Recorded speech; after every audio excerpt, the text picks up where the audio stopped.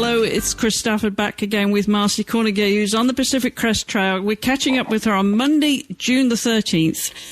You're having a bit of an overnight rest, actually in a hotel room. That must be huge relief after what you've just been through. It's so good to be in an air-conditioned room. And I've got clean hair, clean body, clean mind. I'm ready to go. It feels so amazing. Like I've got the hugest smile on my face. Oh, that's fantastic. And you looked awesome on video just now. Of course, we don't record with video because we don't use the video part. But chatting to you just now, I must say you look really well. And you must feel really good. Clean hair, having had a shower, having endured those desert conditions, what we want to hear about. We should explain exactly where you are in a place called Tehachapi. Is that correct? Tehachapi, California. Yeah, Tehachapi. And I get tripped over every single time. But yeah, Tehachapi, California. I'm 567 trail miles in from Campo, California, right on the Mexican border. And yeah, just got through the Mojave Desert, which is one of the hottest sections, especially over the last couple of days. We had triple degree heat and endured a lot of desert floor conditions that were pretty testing. So yeah, I'm just super happy to be in air conditioning. I was in the swimming pool last night and swimming around like a fish, and it's just like my wildest dreams coming true. Yeah. I mean, what a relief, because I was worried about you when I knew you were going over the Mojave Desert. There is just no water out there, and you were just telling me the water that's available does not really have an appeal factor to it. Not to most people, not until you're in these conditions, and it's like, okay, I would do anything for just something wet to drink. And that's really the only good thing it has going for it, because by the time you do find some water, and in this case, probably the last 50 miles or so, we were collecting water out of these desert collection cisterns where it's snow runoff and they just sit in these tubs. So, any animal can come up to it and take a drink. And sometimes animals fall in. There was reports that a skunk had occupied one of the cisterns, but there's still water under it. And we have these wonderful water filters that we owe our lives to. And so we're sitting there filtering this skunk water thinking, this is the absolute epitome of hiker trash. But as soon as you filter it, it's like drinking hot tub water.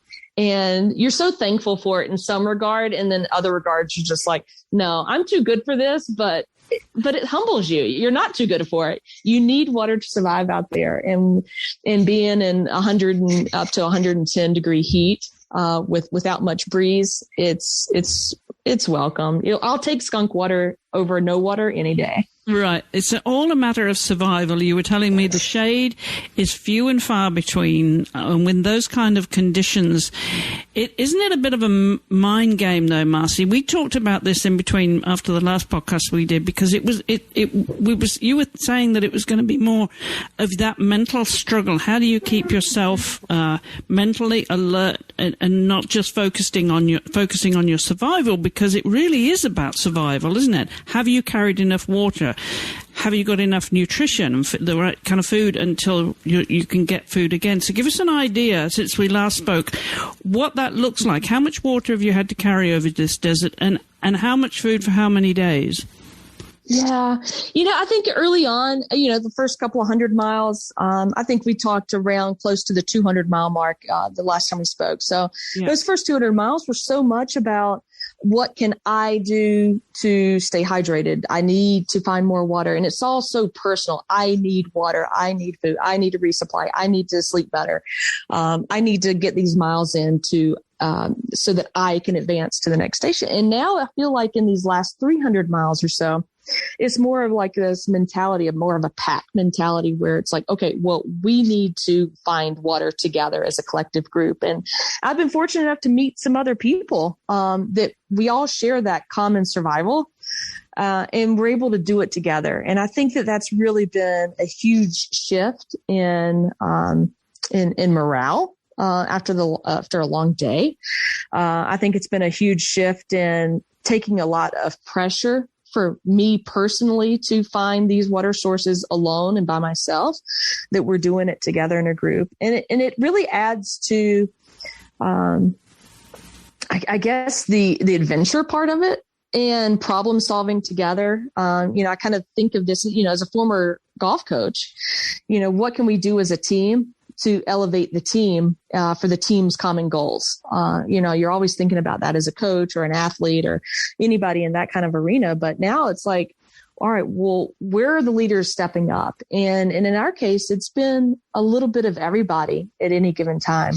And it's been pretty rewarding because you got to choose the people that you put in your pack. You got to choose your wolf pack really, really carefully, because at the end of the day, you're surviving together, you're happy together, you're sad together. And you're going to learn a lot of personal things about these people. You might be sharing a room with them in town. You hear stories constantly about them, their patterns, what makes them tick. You start to care about them in a way that it's like a social experiment. Chris, you meet these strangers and then all of a sudden you start caring about them and want to support them. And in return, they care about you and support you. And I think that mentally and emotionally, that's been a really good help because the conditions have been so physically demanding for any one person to do them alone. Not only with the heat and the desert conditions that, we've been talking about, but, just looking ahead over the next 60 to 70 miles till we get to our next resupply place, water is even more few and far between. And the water that is available, we're getting reports of toxicity in the water, aquablooms, potentially. The PCTA, which is the Pacific Crest Trail Association, has put out a statement that said, hey, these water sources may be dangerous to your health. Be careful. And so there's a lot of people that have been hiking together that are making the decision to skip this section of trail. And, you kind of got to make a decision of what's going to be right for you so that you can continue to hike your own hike and hike the trail in a way that makes sense to you, to both your fulfillment and safety.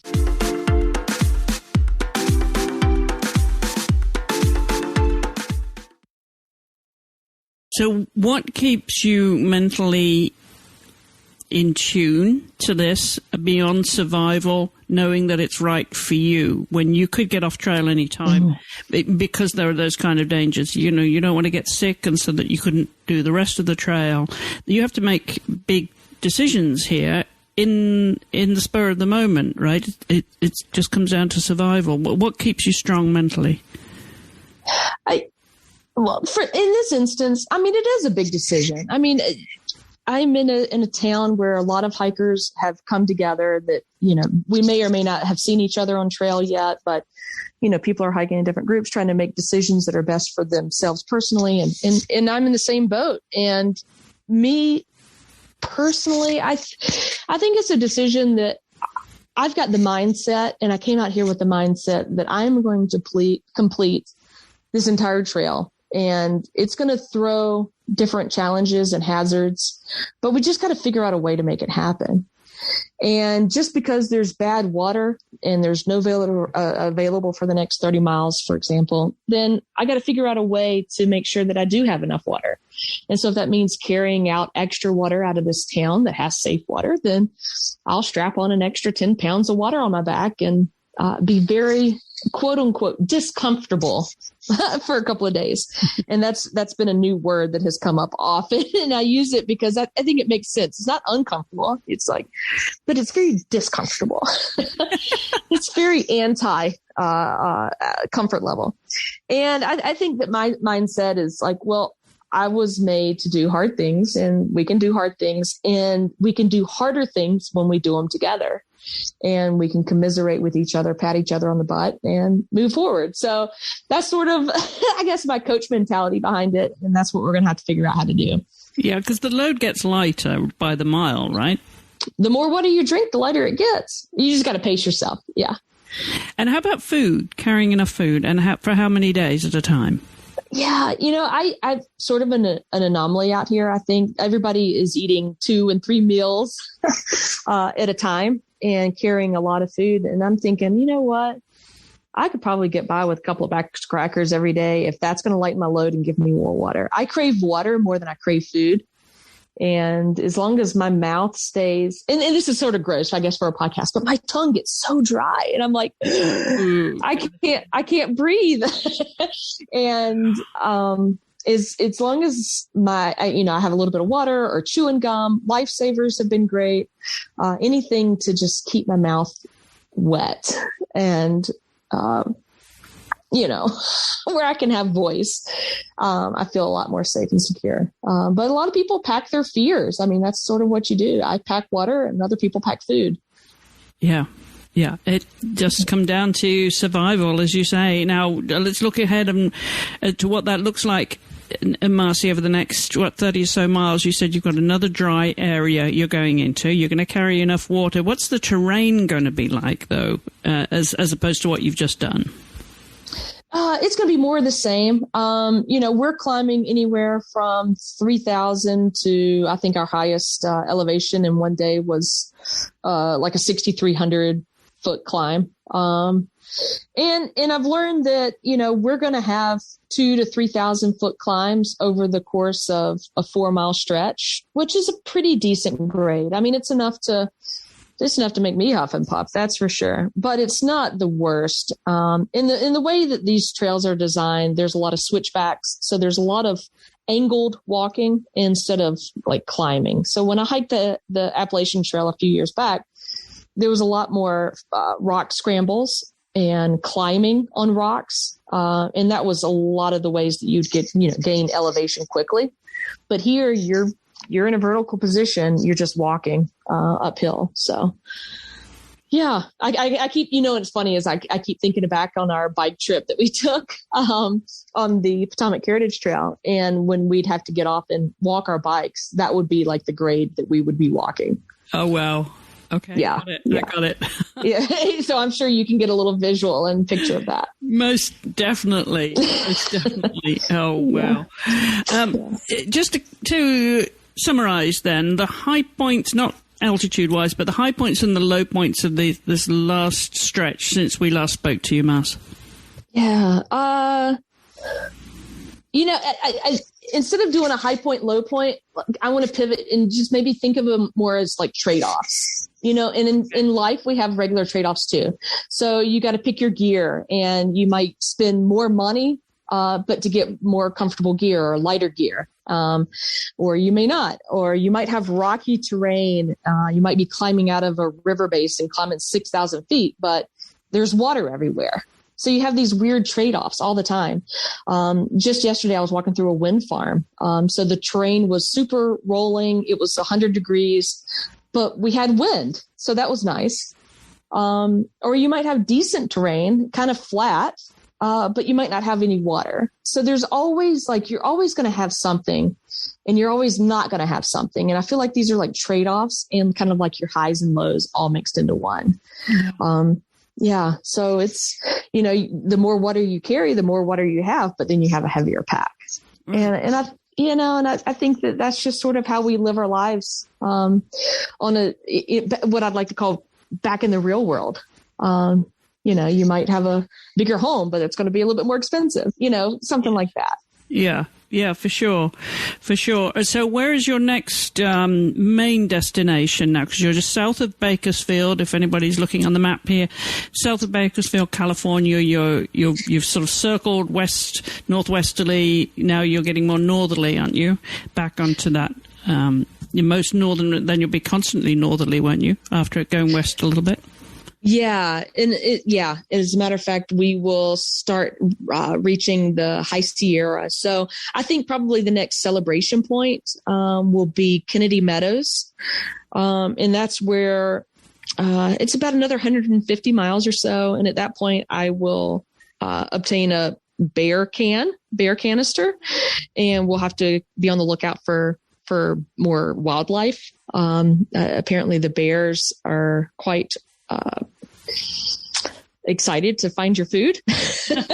So it will be a nice little game of hide and go seek with those guys. A lot more wildlife, a lot more water. The views are going to be incredible. We're going to be higher elevation, above 10,000 feet, between 10 and 14 for the most part. We'll have the opportunity to climb Mt Whitney, which is the highest peak in the lower 48. And then, conditions will go from desert heat to very cold, chilly temps in the morning, relaxing in the afternoon, and then cold at night. So yeah, a little bit of change of pace. I think my gear will change a little bit. I think mindset will change a little bit. I think everybody's exhausted being in the desert, hiking around cacti and scrub brush and everything else. And so a nice change of scenery on the horizon for sure. Fantastic. Well, you sound in wonderful spirit, Mars. I'm really super proud of you. You know that. Well, thank you. No, you're my hero. Always will be. And I think your progress you're making is fantastic. As you said, 567 miles in now.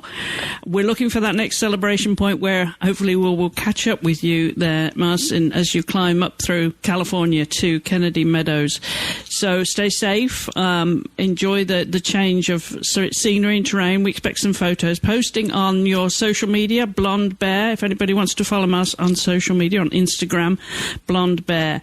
Marci, take care. We will catch up with you literally, figuratively, not literally, but down the trail, as they say. Any final message before we let you go? Well, no, as soon as we hang up, I'm going to have a celebratory beer because I just finished up 1 month on trail. Right. Yesterday was my 1 month anniversary. So you got to celebrate with a beer. And yes, we will catch up. And to follow me on social, it's at Blonde Bear Hikes. And I will be posting pictures before I leave town. So hopefully will be some new content out there. And I really, really appreciate you letting me come on and share this story. I think it's really cool and I'm learning something every day. And it's been very, very special journey so far. So thank you for giving me a platform to help share that. Anytime, Marci, you know that. You're the best.